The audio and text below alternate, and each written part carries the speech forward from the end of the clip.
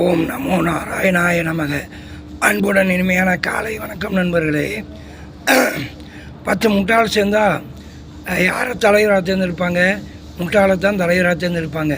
10 அறிவாளி சேர்ந்தால் யாரை தலைவராக தேர்ந்தெடுப்பாங்க? அறிவாளியைத்தான் தலைவராக தேர்ந்தெடுப்பாங்க. வெசப்பட்டி அப்படின்ற ஒரு கிராமத்தை பற்றி பார்ப்போம்.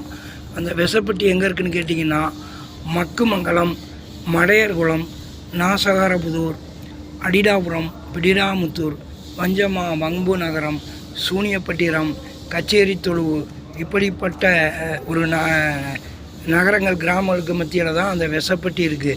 அந்த வெசப்பட்டிக்கு போனீங்கன்னா பஸ்ஸில் போனாலும் சரி, காரில் போனாலும் சரி, பைக்கில் போனாலும் சரி, மெயின் ரோட்லேருந்து உள்ளே போகணும். அந்த மெயின் ரோட்டில் இறங்குனீங்கன்னா ஆண்டி டீ கடைன்னு ஒன்று இருக்கும். ஒரு நிமிஷம் அங்கே போகாததுக்கு முன்னாடி உங்கள் தலையெல்லாம் களைச்சி விட்டுக்கணும். அங்கே ஏன் போகிறோம்னா ஒரு நாலேஜுக்காகத்தான் போகிறோம். உங்கள் தலையெல்லாம் கழிச்சு விட்டுக்கணும். அன்றைக்கி குளிக்கக்கூடாது. பழைய அழுக்கு சட்டையை போட்டுக்கணும். காலில் நல்ல செருப்பு போடக்கூடாது. அப்படி செப்பல் போடணும்னு நினச்சிங்கன்னா ஒரு பழைய பிஞ்ச செருப்பை போட்டுக்கணும். சரியாக சாப்பிடாமல் கொஞ்சம் கறக்கமாக தான் போகணும். ஏன்னா அங்கே தரித்திரியம் பீடை பிடிச்சவனுங்க. அந்த ஆண்டி ஸ்ட்ரீட் ஸ்டாலில் கடைஞ்சொல்லி டீ குடிச்சிக்கிட்டு, விறகு வெட்டி கொண்டு வந்து போட்டுக்கிட்டு, கொஞ்சம் பாத்திரமெல்லாம் தேய்ச்சி கொடுத்துக்கிட்டு ஒரு 4-5 பேர் உட்காந்துருப்பாங்க. குருன்னு வயிறெல்லாம் ஒட்டி போய் எலும்பெல்லாம் தள்ளி போயிருக்கோம். அதனால தான் சொல்கிறேன், போய் இறங்குனீங்கன்னா போய் பார்த்துட்டு ஆண்டி டீ ஸ்டாலில் டீ காஃபி எதுவும் சாப்பிட்டீங்கன்னா 100 ரூபா தாளை எடுத்து டீ காஃபி ஏதாவது வடை கடையெல்லாம் கண்டபடி சாப்பிடக்கூடாது. சாப்பிட்டாலும் டீ மட்டும் சாப்பிட்டு ஒரு 100 ரூபா தாளெல்லாம் கொடுக்கூடாது. 10 ரூபாயை மட்டும் கொடுத்துட்டு வந்துடணும். 100 ரூபா தாளெல்லாம் எடுத்து கொடுத்தீங்கன்னா அப்புறம் ஜென்மத்துக்கு நீங்கள் 100 ரூபா தாளெல்லாம் கண்ணில் பார்க்க முடியாது. ரைட்டு, ஓகே, புரிஞ்சுக்கிட்டீங்களா? அடுத்து அப்படியே அந்த வெசப்பட்டி ஊருக்குள்ளே மெதுவாக அந்த மக்குமங்கலம் பிரிவில் இறங்கி அப்படியே வெசப்பட்டி ஊருக்குள்ளே போனீங்கன்னா அடையர் குளம்னு ஒரு ஊர் வரும். அங்கே பார்த்தீங்கன்னா எருமை மாடு மேய்ச்சிக்கிட்டு ஒருத்தன் குருன்னு உங்களையே பார்த்துக்கிட்டு இருப்பான். யமதர்மராஜன் வாகனம் மாதிரி. அவங்களையும் தப்பிக்கணும்னா தலை களைஞ்சிருக்கணும், நல்லா சட்டை போட்டுருக்கக்கூடாது, அழுக்கு சட்டையாக இருக்கணும், காலில் பிஞ்ச செருப்பாக இருக்கணும், நீங்கள் டயர்டாக போகிற மாதிரி போகணும். அதேமாரி போனீங்கன்னா ஊர் எல்லையில் ஒரு ஆத்தா ஒன்று உட்காந்துருக்கும், ஊமை வெளிகள் படக்கிழவி மாதிரி. நீங்கள் வந்தீங்கன்னா உள்ள தகவல் போயிடும், யாரோ ஒருத்தர் வர்றாரு ஊருக்குள்ளே புதுசாக அப்படின்னா குருன்னு பார்ப்பாங்க. அந்த ஊருக்குள்ளே போய் யாரையாவது பார்த்துட்டு வந்துட்டிங்கன்னா உங்களுக்கு 3 நாளைக்கு உடம்பு சரியில்லாமல் போயிடும். அது செய்கிற தொழில் 1 மாதம் படுத்துக்கும். அது தவிர அந்த ஊருக்குள்ளே போய் வீடு வாசல் ஏதாவது கட்டினீங்கன்னா 3 வருஷம் தான் நல்லா இருப்பீங்க. அதுக்கப்புறம் காலில் போட செருப்பு இல்லாமல், ஊரை விட்டு பஸ்ஸு காசு இல்லாமல் பிச்சை எடுத்துக்கிட்டு ஓட்டம் முடிச்சிடுவீங்க. இப்படிப்பட்ட ஊர் எங்கே இருக்குதுன்னு கேட்குறீங்களா? அது நிறையா இருக்குது. எங்கன்னா நம்ம உலகத்தில் தான் இருக்குது. அது இந்தியாவில் குறிப்பாக தமிழ்நாட்டில் இருக்குதுங்க. இப்படிப்பட்ட ஆட்கள் நமக்கு தேவையா? எல்லா ஊரும் கிடையாது, ஒரு சில ஊர்கள் இருக்குது. அது கற்பனையாக பேரை மாற்றி சொல்லியிருக்கிறேன். ஊர் பேரையெல்லாம் சொன்னால் ரொம்ப அசிங்கப்பட்டு போயிடுவாங்க, சண்டைக்கு வந்துடுவாங்க. 10 முட்டாள்கள் சேர்ந்தா 10 ஒரு முட்டாளைத்தான் தலைவராக தேர்ந்தெடுப்பான். 10 அறிவாளி சேர்ந்தால் ஒரு அறிவாளியை தான் தலைவராக தேர்ந்தெடுப்பான். ஆகவே நண்பர்களே, நல்லோரை காண்பதும் நன்றே, நல்லோர் சொல் கேட்பதும் நன்றேம்பாங்க. சுவாமி விவேகானந்தர் சொல்கிறார், நல்லோரை பார்க்க வேண்டுமென்றால் நான் 30 கிலோமீட்டர் கூட நடந்து வர்றேன் பாரு. அந்த மாதிரி குரு பார்வைம்பாங்க. குரு பார்வை நம்ம மேலே விழுந்துச்சுன்னா நல்லா இருப்போம். குரூர பார்வை விழுந்தால் உடம்பு மனசெல்லாம் கெட்டு போயிடும். அந்த விஷப்பட்டி வெளியில் மட்டும் இல்லை, மக்களுடைய மனசில் இருக்க அந்த விஷத்தையெல்லாம் வெளியில் எடுக்கணும், கக்கணும். உடம்புல உள்ள 6 ஆதாரங்களில் முதுகிலும் கீழே முடிகிற இடத்துல மூலாதாரம்பாங்க.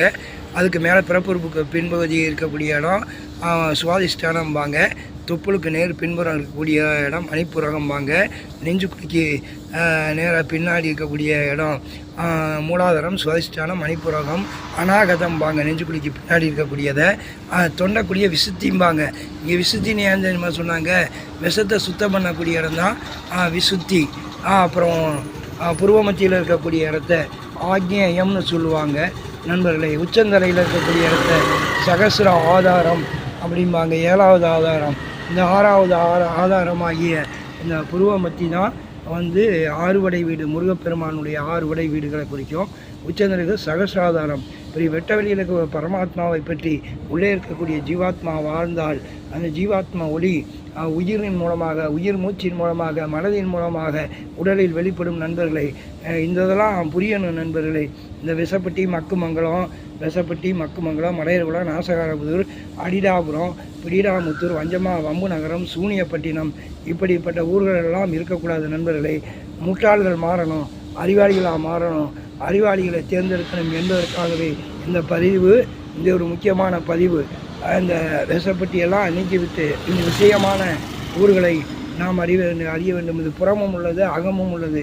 இந்த விசுத்தினி ஏன் பேர் வச்சாங்கன்னா விஷத்தை வெளியேற்றக்கூடியது.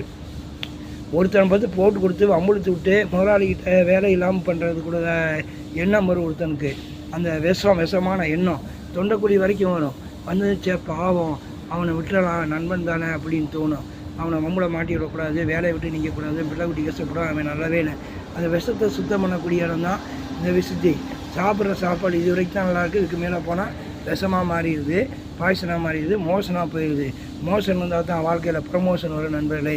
ஆகவே விஷமாகிய கழிவுகளை மோசனாகி வெளியேற்றி விட்டு நாம் விஷயமாகிய ப்ரமோஷனுக்கு வர வேண்டும் நண்பர்களே என்று தெரியப்படுத்தி கொள்கிறேன். இது ஒரு சிரிப்புக்குரிய விஷயமாக இருக்கலாம், ஆனால் இது வேதனைக்குரிய விஷயம். நெஞ்சு பொறுக்குதலையே இந்த நிலையிட்ட மனிதரை கண்டுவிட்டால் என்று மகாகவி பாரதியார் சொல்லியுள்ளார். இப்பொழுது எப்படி இருக்கிறது? வாழ தெரியாத ஒரு நாட்டிலே ஆள தெரியாத ஒரு ஆட்சி என்பது போல பொதுவாக அன்றும் என்றும் இருந்து வருகிறது நண்பர்களே. ஆகவே நல்ல தலைவர்களை தேர்ந்தெடுக்க வேண்டும், நல்ல அறிவாளிகளை தேர்ந்தெடுக்க வேண்டும் நண்பர்களே. நாம் அறிவாளிகள், நாம் அனைவரும் அறிவாளிகள். மகாகவி பாரதியார், வ.உ. சிதம்பரனார் போன்ற தலைவர்களை போற்றுவோம். மகாத்மா காந்தியடிகள், நேரு மட்டுமல்ல, சர்தார் வல்லபாய் பட்டேல், ஜான்சி ராணி லக்ஷ்மிபாய், இங்கே அன்னை வேலு நாச்சியார், குயிலி என்ற அவருடைய மெய்காப்பாளர், மருது சகோதரர்கள், வீரபாண்டிய கட்டபொம்மன் ஆகிய எத்தனையோ பேர் இருக்கிறார்கள். அவர்களை பாராட்டுவோம். நமது சேர சோழ பாண்டியர்கள், நமது மூதாதைகள் திறமிகுந்தவர்கள். நமது நாட்டின் பழைய கலாச்சாரங்களை புரிந்து கொண்டு தெரிந்து கொண்டு தமிழில் ஒழுங்காக பேசுவோம். தமிழும் ஆங்கிலமும் கலந்து டங்கிலீஷாக பேசக்கூடாது. தமிழுக்கும் சமஸ்கிருதத்துக்கும், தமிழுக்கும் ஹிந்திக்கும் எந்த விதமான சண்டை சச்சரவுகளும் இல்லை. அரசியல்வாதிகளாக பார்த்து வம்பளித்து விடக்கூடியது நண்பர்களே. ஆகவே செந்தமிழ் நாடு எனும் போதி நிலை என்ப தேன் வந்து பாயுது காதி நிலை, அமுதே தமிழே அழகிய மொழியே எனதுயிரே என்ற பாடலையும் கேட்போம் நண்பர்களே. முத்தமிழ் கவியே வருக, முக்கணி சுவையே தருக என்ற பாடலையும் கேட்போம். சங்கத்தமிழ் கவியே சந்தங்கள் சொல்லும் இசை குயிலே, தன்னந்தனியாக தவித்தால் தாகம் அடங்கியிருமோ. சங்கத்தமிழ் கவியே சந்தங்கள் சொல்லும் இசை குயிலே, தன்னந்தனியாக தவித்தால் தாகம் அடங்கிடுமோ. முத்தமிழ் கவியே வருக, முக்கணி சுவையும் தருக என்ற அருமையான பாடல். அமுதே தமிழே அழகிய மொழியே எனதுயிரே, தமிழுக்கும் அமுதென்று பேர் என்ற பாடலை எல்லாம் கேட்டு மகிழ்வோம். தமிழை தமிழாக பேசுவோம். தமிழும் ஆங்கிலமும் கலந்து டங்கிலீஷாக பேசக்கூடாது. கஞ்சத்தனமாக இருந்தால் அறிவாளியா? அப்படித்தான் இன்றைக்கு தமிழ்நாட்டிலே ஒரு கட்சி, கடவுள் இல்லை என்று சொல்லக்கூடிய ஒரு கட்சியிலிருந்து உதயமான கட்சிகள் கஞ்சத்தனமாக இருந்தால் அறிவாளி என்பது போலவும், பணங்காசுகளை மக்களை கொள்ளையடித்து பணங்காசுகளை சேர்த்து கொண்டே போனால் ஒரு அறிவாளிகள் போலும் நினைத்து கொண்டு செயல்பட்டு கொண்டு இருக்கிறது. அந்த நாத்தியவாத கட்சிகளெல்லாம் மாற வேண்டும் நண்பர்களே. அன்புடன் இனிமையான காலை வணக்கம், வாழ்த்துக்கள். வாழ்க வையகம், வாழ்க வளமுடன்.